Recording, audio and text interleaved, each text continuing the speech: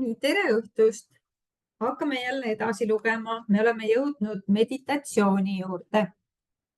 Meditatsioonis kogetakse täielikku sisemist vaikust ja rahu, kus inimese mina lahustub universumi terviklikkuses. Ühtlasi on see tehnika või meetod sisemise vaikuse seisundi saavutamiseks. Paljud meist viibivad meditatsioonis täiesti loomupäraselt, kui on äärmiselt keskendunud, näiteks tegeldes mõne loova projektiga või istudes vaikselt looduses. See on hetk, mil mõtlemine peatub ning me oleme üleni ja täielikult oleviku hetkes, kui eraldumustunne kaob ning me tajume täielikku ühtsust kõigi olendite ja asjadega. Kõrgel lendava linnuga, maapinnaga, jalge all, lilleõiega peos. Me ei erista ennast mingil moel kõigest muust. Võib-olla oleme seda kogenud, kuid pole aru saanud, mis toimub. Nüüd võime meditatsiooni praktiseerides seda taas kogeda ja seekord täie teadvusega. Meditatsioon on tervendamisel väärtuslikuks abivahendiks. On teada, et joogidel, kes praktiseerivad meditatsiooni ja muid lõdvestamistehnikaid, on 80% võrra väiksem risk haigestuda südamehaigustesse ja närvihaigustesse. See on nii pikk sõna. Nii. Leidub palju erinevaid meditatsioonitehnikaid, kuid nende kõigi alus on üks. Need kõik on meele vaigistamise ja rahustamise vahendid, kusjuures tähelepanu suunatakse sissepoole mingile konkreetsele objektile või mõttele. Selleks võib olla hingamine, küünal, mantra, heli, visualisatsioon küll on keerulised sõnad. Või mõne konkreetse emotsiooni loomine, näiteks armastav leebus või andestamine. See annab meelele tegevust, nii et pidev mõttevool, igasugused stsenaariumid ja mured hakkavad vaibuma. Nende mõtete all on sisemise vaikuse, loova energia ja selguse sügavamad kihid. Meditatsiooni eesmärk on lihtsalt näha ilma kiindumata, olla iseenda tunnistajaks. Mõnikord võib tunduda, et me vaatame pealt tohutut sündmuste rohket draamat. Teinekord võib kõik muutuda väga vaikseks ja me kuuleme erilist sisemusest tulevat vaikust. Ainult pealt nägemine toob kogu meie energia käesolevasse hetke. Midagi muud ei toimu, midagi muud pole olemas. See toob palju rõõmu, vastupanu kaob ja kaost ei ole enam. Mediteerides kohtume iseendaga täiesti uuel moel, sest meil pole kusagile peitu pugeda. Nii kasvab enesest teadvel olek ja endast lugupidamine. Hirm ja enda hukkamõistmine kaovad. Me suudame paremini toime tulla süütunde ja leinaga. Suurendades armastuse, kaastunde ja andestuse peenenergiat, suudame toime tulla nende piirkondadega endas, mis hoiavad kinni mõnest mineviku traumast ning valu vabaks lasta. Meditatsioon loob meie jaoks ruumi, kus näha, kuidas meel toimib, kuidas mõtted ja draamad tulevad ja lähevad. Aga selle asemel, et sündmuste käiku eksida ja end seetõttu halvasti tunda, suudame olla objektiivsemad. Meil pole vaja ennast enam sündmusega samastada. Me oleme vabad avastama, kes me tegelikult oleme. Kuid nagu lõdvestus, nii ka emotsioon ei pruugi kohe õnnestuda. Seega on tähtis järjekindlus. Aitab see, kui sa enne meditatsiooni kulutad mõned minutid lõdvestumisele, sest stress ja pinged võivad mõjuda häirivalt. kui asud tähelepanu sissepoole suunama. Meel on osav leidma kõikvõimalikke põhjusi, miks sa ei peaks mediteerima. Kui see ei õnnestu, hakkab keha valutama ja torgib nagu nõeltega. Kui vaja, siis liiguta ennast, ent sinu meel jäägu kindlaks. Sa oled siin ja see on vaid lühike aeg, et olla vaikselt ja keskenduda oma sisemusele. Mediteerimiseks ei ole õiget ega valet viisi, seepärast pole põhjust endaga pragada, et sa ei mediteerinud hästi või ei suutnud vaikselt püsida või lasksid tähelepanul hajuda. Aeg-ajalt tuleb seda kõigil ette. Suhtu kõigesse, mida koged, kui osasse sellest seansist. Jälgi lihtsalt, mis sinu peas toimub ja lase sel minna. See on tühi asi. Pöördu tagasi harjutuse juurde. Väikse ruumi leidmine selleks tähtis ongi. Me peame kõigepealt lärmiga toime tulema. Võimatu on püüda meelt rahustada. See on sama, mis püüda tuult väljal. Meel muutub ise rahulikuks, kuid loobume püüdlemast. Oluline on valida koht, kus keegi ei häiri ja on mõnus olla. Paljud inimesed valivad mediteerimiseks mingi erilise paiga, sest see aitab energiat koondada. Oma ruumi mediteerimiseks tähendab, et sa pead meditatsioonist kui olulisest tegevusest lugu. Iga kord, kui viibid selles erilises paigas, meenub sulle rahu ja kontakt sisemise minaga. Leia mugav isteasend, kas sirge seljatoega toolil või rätse pistes põrandal, padjal. Istu sirge seljaga, see aitab püsida erksa ja keskendununa. Kui sa ei saa sirgelt istuda, siis mediteeri lamades, aga ära loobu. Leia sulle sobiv aeg. Paljude inimeste jaoks on selleks varane hommik, enne kui teised pereliikmed ärkavad. Hilisem hommikutund, kui terve päev on enda päralt või õhtupoolik. Mõned eelistavad mediteerida hilja õhtul, teised aga leiavad, et nad on siis keskendumiseks liiga väsinud. Tähtis on harjutada võimaluse korral iga päev. See on eriline aeg iseendaga olemiseks. Soovitav on alustada mediteerimist ainult 10 või 15 minutist. Kui oled asendi ja tehnikaga harjunud, võid mediteerida kauem, 20–30 minutit. Paljudele meeldib aeg-ajalt mediteerida grupis. See võib kogemusi võimendada.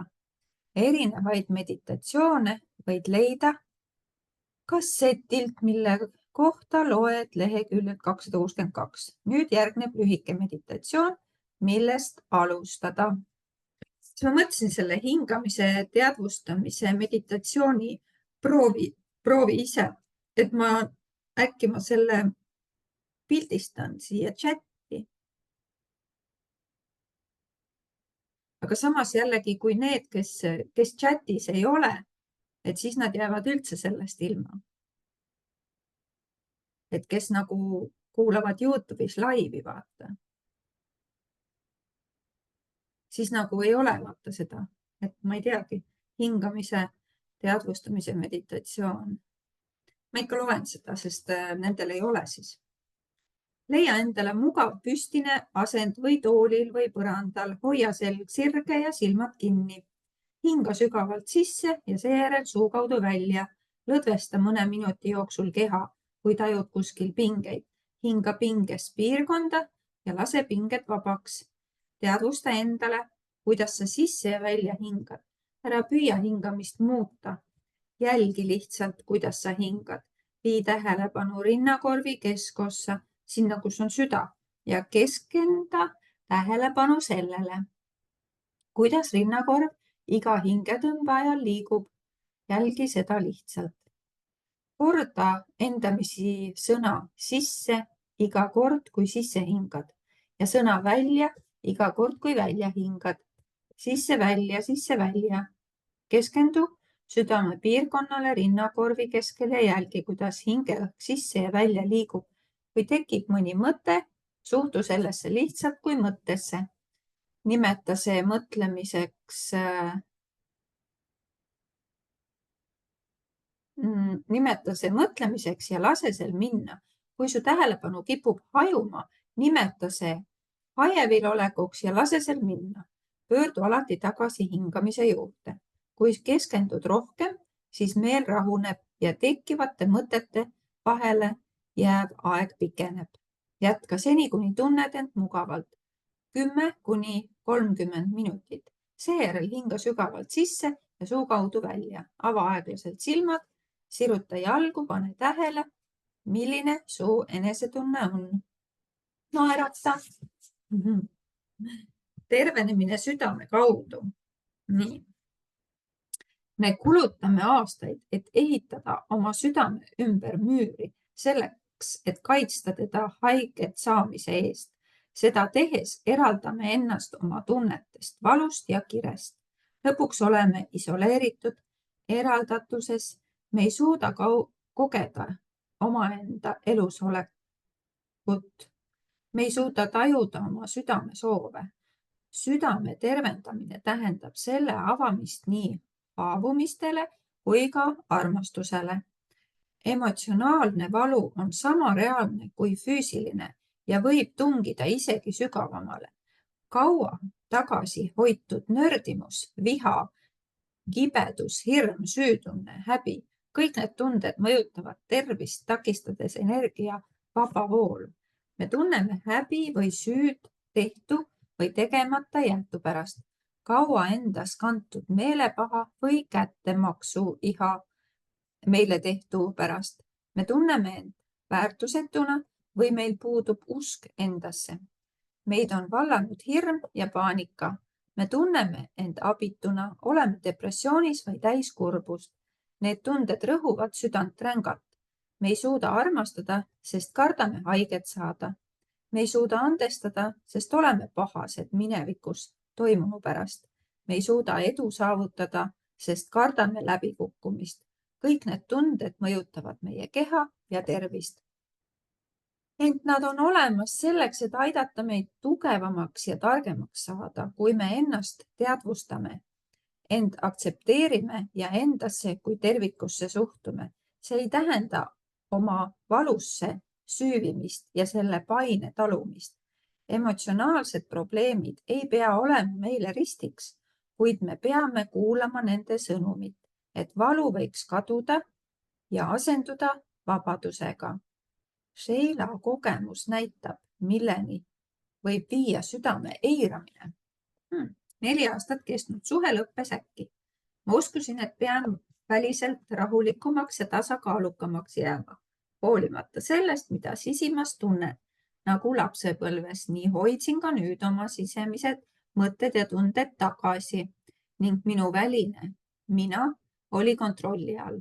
Kogu mu elu meenutas sumisevat mesilast aru, sest ma võtsin endale järjest rohkem tööülesandeid, vältimaks tegelemist sisemise, vaimse ja emotsionaalse tormiga. Kuid mu süda nuttis, verejooks algas pärast suhte lõppemist. Ma lootsin jätkuvalt, et kuudega olukord paraneb.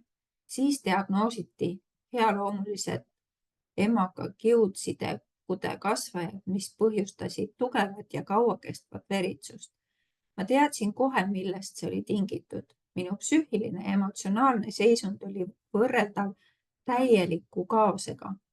Mina aga demonstreerisin fassaadi. Mul on kõik hästi. Aastaid polnud ma oma sisimaid tundeid välja näidanud, vaid mänginud süütud lapsukest, kes on õppinud olema vaikselt, et mitte kedagi ärritada. Kuna pisarad olid keelatud, nuttis mu keha oma naiselikkuse südame emakaga.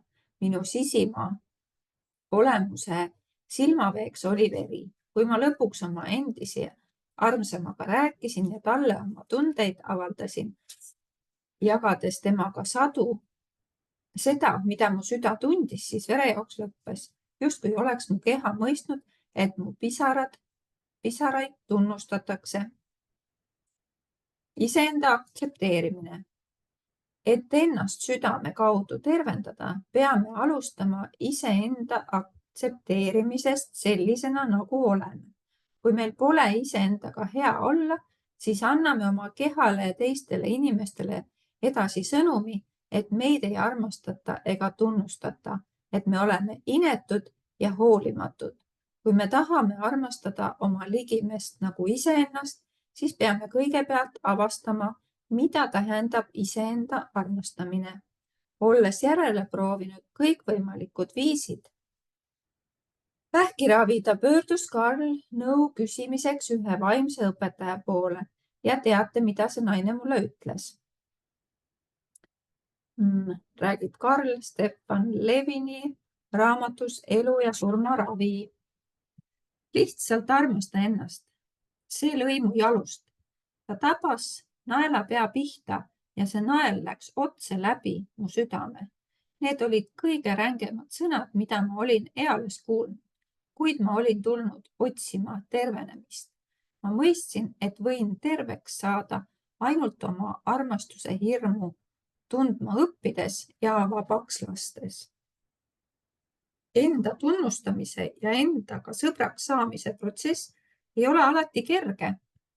Paljud meist kasvavad üles tundega, et nad on ebapädevad, et nad pole küllalt head ja ilusad või küllalt pikad ja targad. Ja see, mida me tunnustama peame, pole ainult meie füüsiline keha, see on tervik, nii sisimus kui ka välimus. Võib-olla tahad sa praegugi lehte keerata ja selle teema juurest minema pääseda, sest see tundub sulle ebamugavana. Aga me peame just siit alustama, avama oma südame iseendale. See tähendab enda avamist süütundele, häbile, oma puudustele ja kahtlustele. Need tunded tekivad, kui peame ennast halvaks, kui leiame, et toimime valesti. Ja need tunded põimuvad omavahel. Näiteks ütleb süütunne, et sa oled halb, mis omakorda tähendab, et sa pead kannatama ja see tõestab, et sa ei ole armastust väärt. Me oleme kinni valu, kahetsuse, vigade, häbi ja abituse küljes. Me elame oma elu ennast sallimata ja see tekitab aina rohkem valu. Me võime kas süütundele järele anda või enesest lugupidamist arendada. See on väljakutse. Meil peab olema lähedane ja hooliv suhe kõigi oma tahkudega, mitte ainult nende killukestega, mis meile meeldivad. Selleks peame lõpetama hindamise ja kritiseerimise, nägema iga osa endast sellisena, nagu see on, ilma eelarvamusteta. Oluline on oma tundeid mitte maha suruda või eitada. Ennast aktsepteerides muutume me tugevamaks. Meie kehad vajavad tunnustust. Meie pikka aega peidus olnud mälestused igatsevad õrnu kallistusi. Meie minevikupatud ootavad andeks andmist. Kõik meie olemuse tahud vajavad armastust ja just meie armastust. Ilma selle armastuseta oleme eksinud, üksi, mahajäetud, soovimatud. Koos selle armastusega oleme kaasatud, elujõulised, elusad, seotud. Ma arvan, et see on tervenemise kõige olulisem punkt, ükskõik, kas ma tervenen füüsiliselt või mitte. Pehmendada oma südant, avada oma süda. See ongi see alatine probleem, kas pole. On kirjas Treia Vilberi päevikus, kuhu naine talletas oma võitluse vähiga ja mille katkendid on ilmunud raamatus Arm ja meelekindlus. Kui loobume hinnangute andmisest, etteheidetest ja kimbatusest, avastame endas oma loomupärase armastusväärsuse. Et olla ilus, ei pea olema täiuslik. Et ennast aktsepteerida, ei pea leidma heakskiitu teiste silmis. Kui sa vihastad, ei ole see veel halb. Kui teed midagi, mille pärast sul on häbi, ei muuda see sind veel ebaarmastusväärseks. Sügaval sisimas oleme me armastust väärt ja see ongi tervenemispaik. Nii, kell on 18:22. Viha tunnistamine on järgmine. Mõtlen 22, siis ma äkki jõuan selle. Äkki jõuan lugema. Vaatame. Nii, viha tunnistamine. Enda aktsepteerimine tähendab, et me ei suru ühtki oma tunnet alla. Tunded tuleb päevavalgele tuua. See aitab meil mõista, et meie tunded ei ole meie tervikolemus, vaid ainult osa meist. Kujutle, et sinu lapsed on oma käitumisega sulle eriti ärritavalt mõjunud. Sa saad nende peale vihaseks ja käsid neil oma tuppa minna. Hiljem on su enesetunne lihtsalt kohutav. Sa tunned end selle stseeni pärast süüdi ja sul on häbi. Sel hetkel näib, et sa oled üks õnnetu, vihane inimene, aga sa ju ei ole. Jah, sa oled vihane, aga mitte kogu sina. Sinus on ka teisi külgi ja need ei ole vihased. Need on väga armastavad ja hoolivad. Seda on oluline meeles pidada, et suuta oma viha eemalt näha. Niisiis, muutes vaatenurka ja võttes vahendaja hoiaku, võid sa mõista, kust need tunded pärit on ja miks see niimoodi plahvatasid. Kas see oligi midagi sellist, mida kogesid seoses oma vanematega? Kas su lapsed riivasid sinu sisemist ebakindlust või süütunnet? Kas sa tundsid, et miski ohustab sind? Uuri välja, mis tegelikult toimus, millised tegelikult tunded leidsid viha kujul väljendust. Siis võta mõni minut aega, andesta endale täielikult, et sa sel moel reageerisid ja kui suudad, palu andeks ka oma lastelt.